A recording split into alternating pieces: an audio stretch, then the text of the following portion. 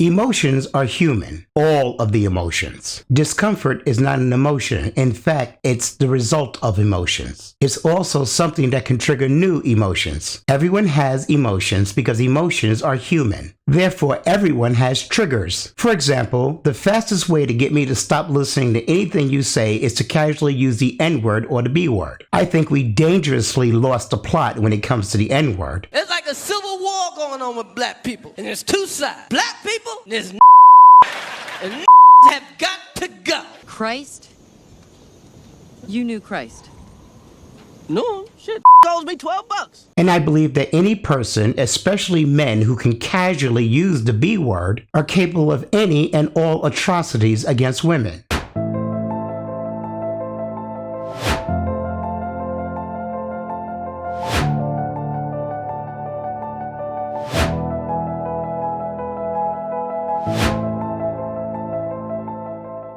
So for me, the N-word and the B-word are triggers. They make me uncomfortable. Therefore, they will evoke specific emotions.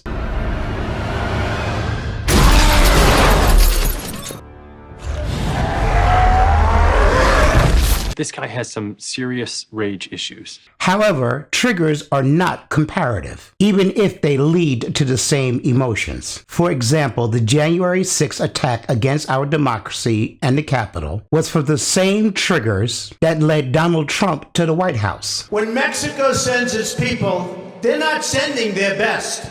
They're not sending you. They're not sending you. They're sending people that have lots of problems. And they're bringing those problems with us.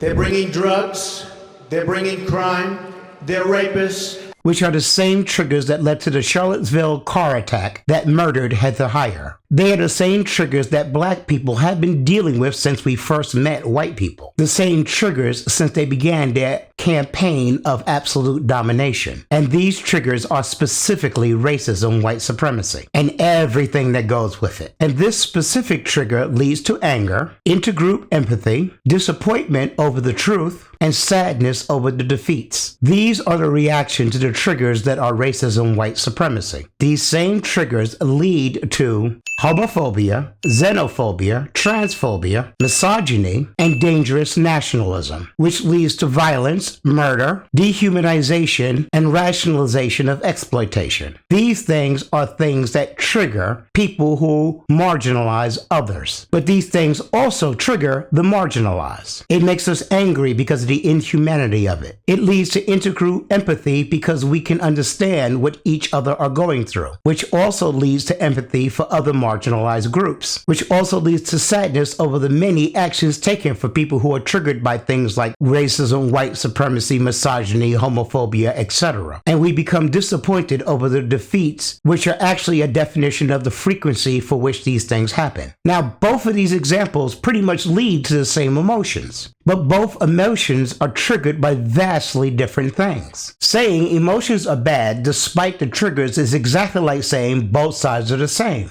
Well, you're both angry despite the reasons for the anger. Because both sides, in fact, are not just as bad. Both sides, in fact, are not just as wrong. Only one side is wrong. And that is the side that dehumanizes, that exploits, that commits violence against, and that murders people they marginalize. They are the bad ones, not the people angry over those actions. And they are wrong specifically because the behavior that are triggered by their emotions are evil and monstrous. And reacting to such evil and monstrous behavior is nowhere near the same as the evil and the monstrous behavior. Activism is intersectional, and it absolutely should be, especially today. But on the other hand, so are those evil behaviors I just described. That's how you get white feminists being just as racist as the patriarchy. That's how you get black people all around the world under systems of oppression and yet being homophobic, transphobic, and misogynist. That's how you get members of the LGBTQ community being just just as racist, misogynist, and transphobic as the regular American right-winger. And because these things will invoke the same emotions, bad actors will jump up and say, hey, you see, we're both the same. Both sides are just the same. Which is an attempt by bad actors to make these things a both sides argument, no matter how bad one side is acted. For example, this is how Israel can currently be committing an entire genocide and yet hide behind anti-Semitism and the Holocaust. Or how liberals can make the false claims that if both sides are angry, no matter what the reason why they're angry, they're both wrong for anger. That is a typical liberal argument. Because what they're essentially saying is that the anger which leads to the action of racists is exactly the same as fighting back against and being angry about the racism. And that's patently ridiculous. It also gives racists cover because they can use this to go, yes, I did lynch your family, but you called me honky. It's the same emotion, therefore the same thing. And that's absolutely absurd. Because the danger of such a both sides argument is you do, in fact, give cover to evil. And giving cover to evil is just as evil. That's the problem with the both sides argument. And the both sides argument must be stopped. That's all I have to say